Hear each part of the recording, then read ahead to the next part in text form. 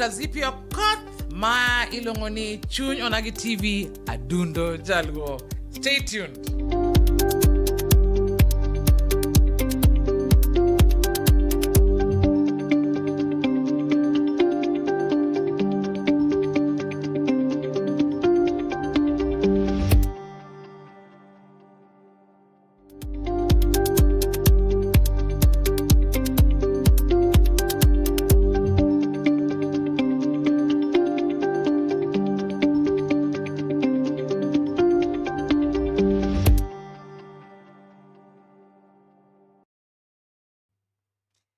Mana kamano janeno mara kamora mora ma intiere warwaki e chenro ma kawuono ni endi. Kawuono en tarika 13 adweno endo mar 9 higa mar 2025.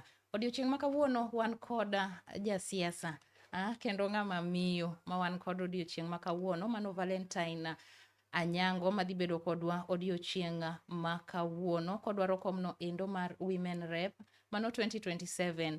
Odhi nyisowa gik ma opango no odiochieng' ma kawuono ni endi. To mokwongo madhi tayo chenro ma kawuono en mana an Ashila Chieng' Magare. Aka ok waketho seche mang'eny to adwani mondo amosi kata rwaki e studio odiochieng' ma kawuono mondo fulnwa nyinge kuma owuoke gi gimokele ka. Karibu sana. Erokamano kabisa Sheila. Nyinga en Valentine Anyango Otieno, jo Kisumu denda ni Agal Toto. Apuoyo tinto gorude, opuko chalori. Sandan tinto kuokaki.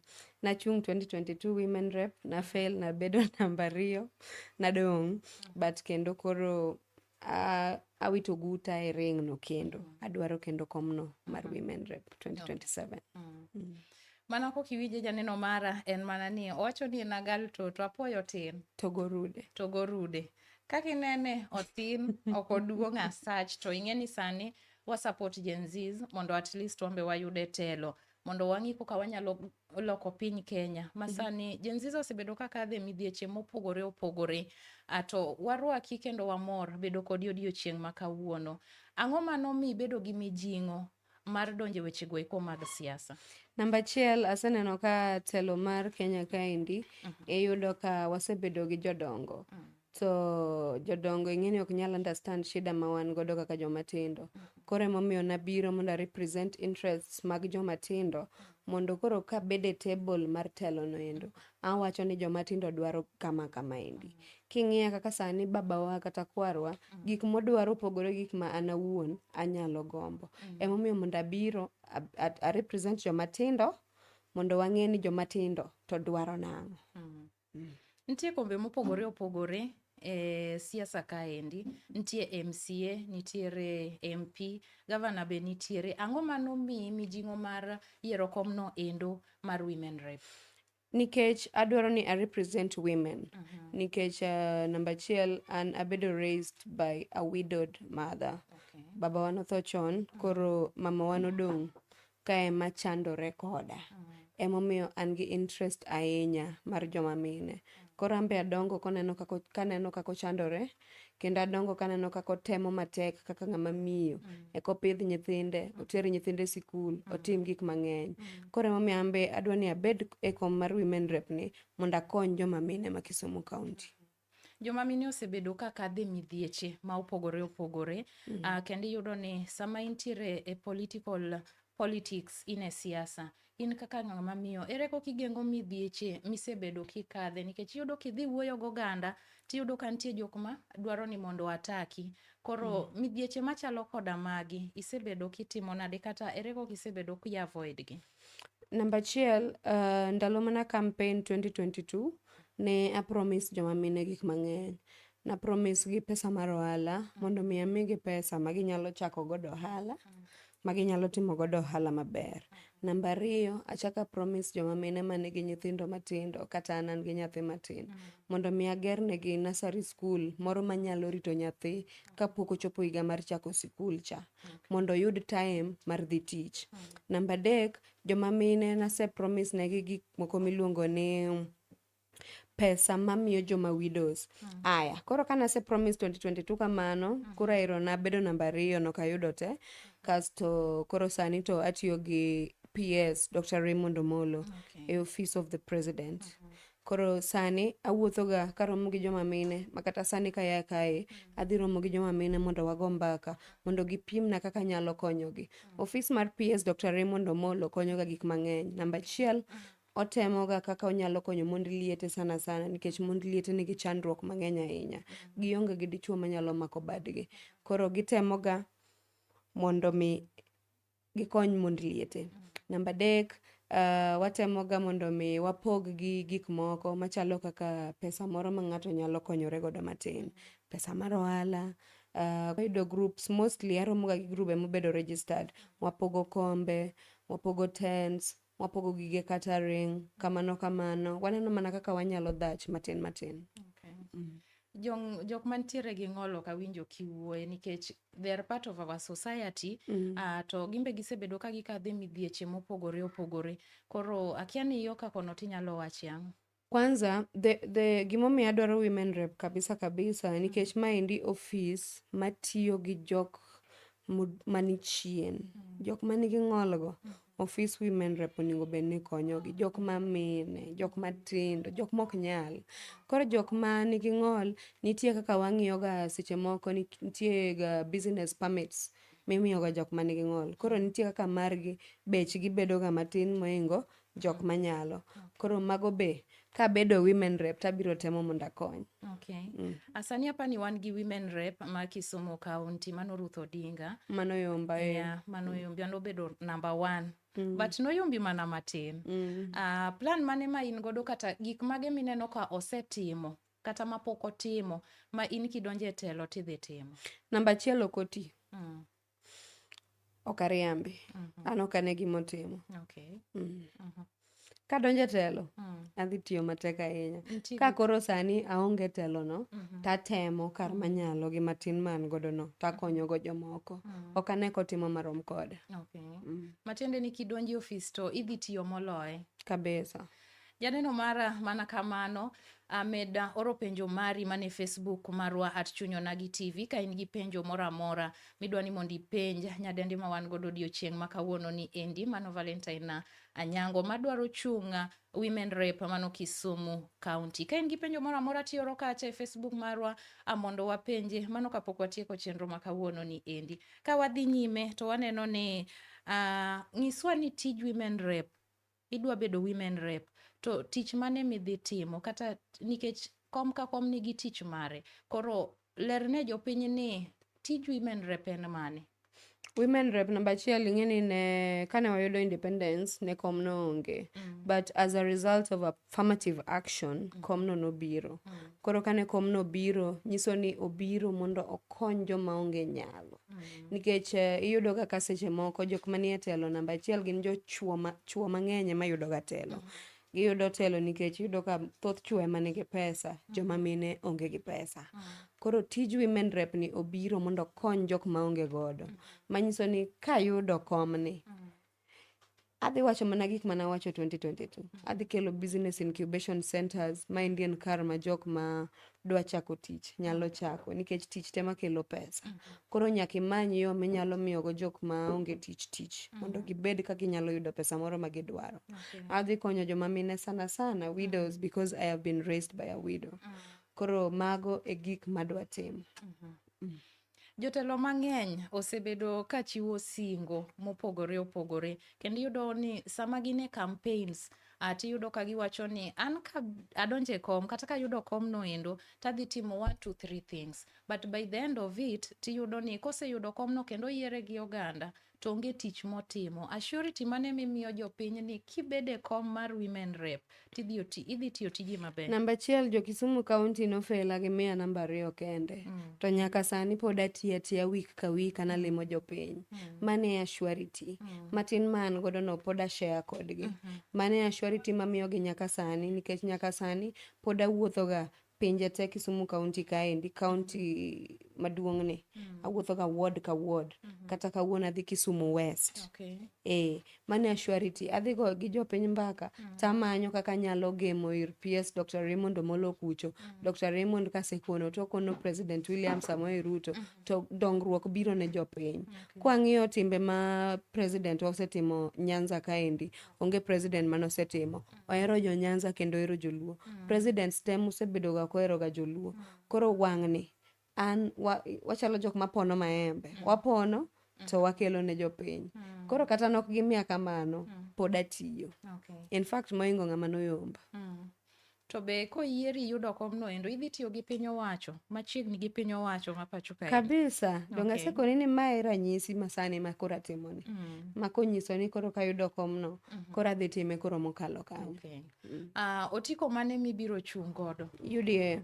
Kata mora mora ma President William Samoei Ruto wacho ni achung' godo. Matiende ni in support sirikal ma pacho kae? Sirikal matiyo makata be sani wane gimiluongo ni broad based government.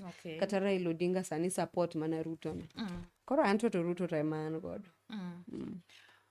Ojende kata Gen Zs osebedo ka yuago tich ma onge pacho ka endi. Kendo yudo ka giwacho ni osebed kiyiero jotelo kendo gisebedo ka giyiero jotelo, but mondo koro jotelo go kel tich mondo giti onge. Gisebedo ka gimanyo tije to tije onge pacho ka endi. In kaka Valentine Anyango, bi promise Gen Zs ni dhi miyo gi tich, nikech waneno ka Gen Zs osebedo ka dhi e strike kendo ng'enygi osebed kinego kendo gisebedo ka giwito ngimagi. Koro promise mane minya miyo Gen Zs mekwa mapacho ka, especially Kisumu County? Gen Zs nyaka yud tich. Nikech number achiel, Gen Zs go, they constitute the 75% of the population. Manyiso ni joma tindo ema ng'eny e Kenya kaendi moingo joma dongo. Joma dongo gin mana 25. Mabe samoro maning'e ni kwano mana tiyo go 2022. Samoro Gen Zs osemedore mokalo kanyo. Maybe koro sani 180%. Koro Gen Zs gi ema koyudo tich, teka piny nyalo dhi mbele ka wanyalo dongore kaka jo Kenya. Koro kabedo women rep Kisumu County, nyaka ensure ni joma tindo oyudo tije mang'eny. To giyudo tije nang'o? Wan ka gi senator ma Kisumu County, Professor Tom Ojienda, ineno ga kotemo ga matek mondo mi o empower joma tindo. Kendo seche moko ochiwo nyaka apiko, omiyi apiko ni miriembi. Ng'eni mana en yor pesa. Jo apiko aneno ga ka gikawo pesa no kendo gipidho go nyithindo kendo gipuonjo go nyaka nyithindo. Koro those such like leaders, Professor Tom Ojienda madwaro governor Kisumu County, giendeleza joma tindo kendo gikonyogi. I will work with every office nikech office mar women rep yudo ka nigi pesa matin. Oyudo ga mana 49 million kende per year. Tuyudo ka office mar MP yudo ga kata over maybe 100 million. To office mar governor koro nigi billions. So I want to work with every leader, especially the governor incoming, Professor Tom Ojienda mane governor na mang'eyo, and to ensure ni office no okonyo joma tindo mamoko kendo kelo tije mang'eny kendo konyo ji mang'eny. Joma tindo nyaka yud tich. Ka giyudo tich eka wawinjo maber. Kata sani inyalo yudo ka mama wa koro ng'eno osetiyo matek, osepuonja masomo matiko university. Koro embo ng'iyo niya kaka nopuonja no koro anyalo konye nade. To mana joma tindo mamoko ging'iyo ni ero nyathina ni nasetimo go kama, koro embe koro nyalo konye nade. So the young people, I have so much interest on young people, and that is why I have to really stand strong mondo ensure ni joma tindo obede mesa mar telo. To kopogore gi mano to mobede mesa go okony joma onge mesa. Adwa ni mondo wawuoye story matin mar Gen Zs mane dhi e ng'anyo mane ng'enygi nowito ngimagi, ng'enygi owe kod hinyruoge mopogore opogore. To iyudo ka familia makamago jonyuolgi yutogi ni piny kabisa. Koro adwa ni mondo inyisa ni mane Gen Zs ka oyudo hinyruok kata mane owito familia mekgi, isebedo kichung' kodgi maromo nade? Number achiel, inyalo yudo ka ing'eni ndalo mandamano ka ne nitie propaganda mang'eny. And okay, not in a wrong way, but I blame Raila Amolo Odinga for that. Nikech nopuch Gen Zs gine ma gidhi e ndara, gine ma gihinyore ka gidwaro mana wach baba ni. To koro baba, dong' neno ka sani koro donje sirikal broad based koro ling. Koro manyiso niya, you should not go to the road to do hizo mandamano kiang'o goendo. Ok ber, idhi hinyo ngimani. Bunde nyago ito samoro iwuok mana aole manono. Namba achiel onego bed ni wamiyo president time mondo tim gimodwaro. Gen Zs, they did a very good thing actually. Negidhi a road to demand their rights, which was very good. And I believe that the President William Samoei Ruto was listening. No winjo, kendo uneno kotemo mondo timang'o kaka ne ji dwaro. Koro, and the families that were hurt, I am very sorry, but ang'eyo ni gik moko biro dhi maber. Kendo sani dongo ka president temo kendo koro sani waonge gi mandamano. Mandamano disrupt the county. Kendo miyo kata ohala mano nigo beni timore, ok timre. Samoro ni dadhi usa lodi moro e chiro. Sama manda nitie ng'eno kiusi, ok iusi. Chieng'no ionge biashara. Chieng'no ikia kaka idhi pidho nyithindo, ikia kaka idhi pidho odi, onge giming'eyo nikech mandamano nitie hinyruok ng'enye. So, emomiyo awachoga ni jomatindo waweuru weche mag mandamano ni wadhieyo, wadhi ketho ngimawa. Ok ber.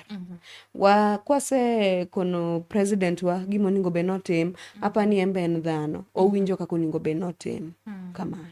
Ji osebedo ka support ga baba nikech ji ojende kwanza Gen Z osebedo ka winjo gima baba wacho ma en Raila Amolo Odinga. Ininya wacho kata sani ka Raila wacho ni wechung bediwe. Kata last time manachungi nyamen Raila, dong'ingeni nachungi Ruth Odinga nyamen Raila.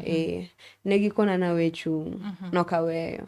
Koro kanyal weyo. Chung nyaka chung because I am looking at the interest of the people. Okay. Baba tahero, ok ni okadware. En mani nachungi nyamengi. Sio kila kitu lakini I respect him. He has really fought for this country. Kendo setimo gik mang'eny mabeyo beyo. En mana ni koro kochopo kuma koro achungi nyamengi to koro nitie kaka kelo tatizo moro kanyo matin. But kata nyamengi no koduogo kendo 2027 wang' ni tadhi yombe. Okay. Mana surety mimi yo jopiny. Kisumu kaendi waneno ka jotelo osebedo ka bedo kod ywaruok mopogore opogore. To jopiny ma Kisumu osebedo ka wacho ni being that ni jotelo ywar, ing'eni onge dongruok moro amora mabedo. Koro in kiyudo komno endo, ywaruok mosebedo between politicians ma Kisumu ka endi, idhi wache ang'o kata ang'o minyalo timo? Ywaruok nyalo bedo nikech sani nitie jok mang'eny bende machung women rep minena dwaro no. Koro ywaruok nyaka bedi nikech koro macha to koro piem, wadhi e pap, waringo, ng'amo ingo wadi oinga.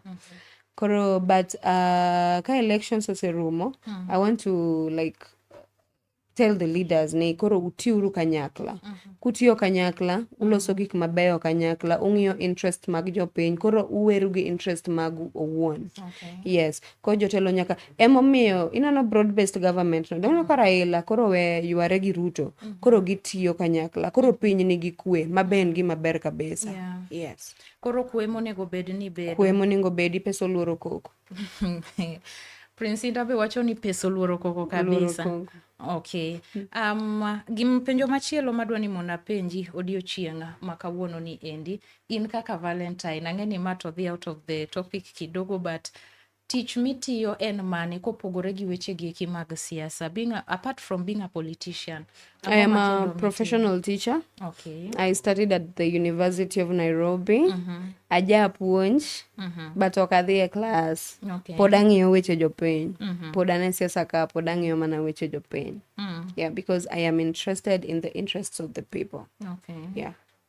Iwachoga ni most of the time as a politician, you need to keep your family secretly. Be mana dier? Mana dier, but as for me, I don't mind keeping my family in the public. Okay. Yeah. Ji ong'eyo nyathina, nitie kata radio moko madenda ni Mama Chichi. I don't okadwa pando ni an gi nyathi. And yeah, such like things. Okay. Most of the people sebedo ka pingo migosi William Ruto kabisa. Kendi yudo ni kane odonje kom, to most of the youths ne pinge kabisa. But aneno ka in korka kori, to idwa ni mondo iti machiegni gi piny owacho. Ok iluor ni ojende kata jenzis moko nyalo kwedi nikech itiyo machiegni gi piny owacho. Ok ginyal kweda nikech namba achiel Ruto tiyo maber. Namba ariyo, asebedo kawuotho Kisumu County ni te, and there's never been a time masebedo attacked because of working with the president. President no, jatoko, ene motokonwa chiemo. Koro nyaka watii atiya kode, ekotoknwa maber. Ng'ato ka tokoni kata sani de in gi kuondi moro gomena, kasta bira yanyi, be ang' ni tokna maber? Ok di toki. To ka bira paki, asmail kodi maber, dong idhi tokona maber. Koro wan kaka jopiny nyaka waluor jatokono. Ma en President William Samoei Ruto. Okay. Mana kamano janeno mara, mana kaka iwinje, wapenjo kata wan gi jatelo mano women rep, madwaro bedo women rep mapacho ka endi, mano Valentine Anyango, kendo sewacho dongruoge ma opango timo ne oganda ma Kisumu ka endi, mano koyudo komno endo mar women rep. Ka in gi penjo ni mora mora, ato inyalo oro e Facebook marwa ma en @chunyonagi TV, mondi penjo mari odiochienga ma kawuono ni endi. Ageno ni penjo mari to dhi duoki e yono endo makare. Kawadhi mbele en ni penjo madwa penji kendo en ni in kaka Valentine. Nikech aneno ka ng'ato rote kacha chande monda penji ni be osemako badi adier. Ang'eni it's a bit personal. Penjo no tek ahinya. Mano tama duoko. Nosemak bada lakini naringa ya kanyo. Okay. Women wanawake ama joma mine osebedo kaka dhi midhi